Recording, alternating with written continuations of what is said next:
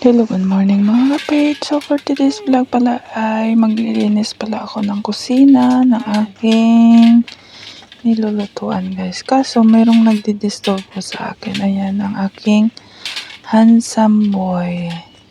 Ayan, nasa harapan ng camera guys. Pasensya na kayo. Ganyan lang talaga yan. Ganyan, gusto lang niya nasa camera ko.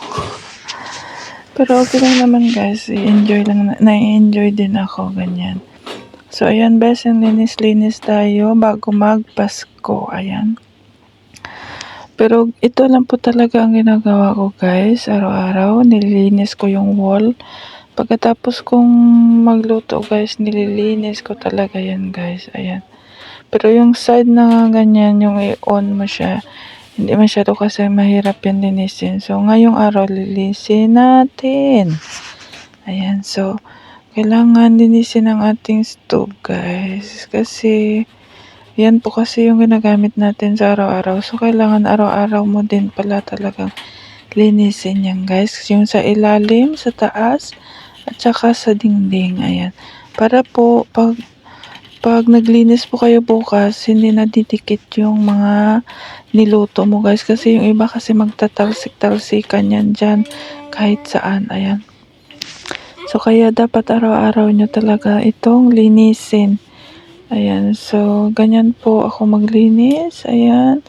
Kailangan best in kus talaga. Ayan. Ang ganyan guys. Kailangan meron kayong ganyan. Pag naglinis kayo niyan, depende na lang po sa inyo kung ano po ang dapat ninyong gamitin. Kayo na po bahala kung saan po kayo komportable. So, ayan po yung ginagamit ko para panglinis ng aking gasol at aking stove pala. Kasi yung gasol pala niyan guys, nasa labas. Ayan, tubo lang yung nakakunig dito sa bahay. So, yan po yung ginagamit namin guys para po ibang binabayaran namin. So, separate po ang pagbayad nito. Hindi po ito kuryente guys. Ayan.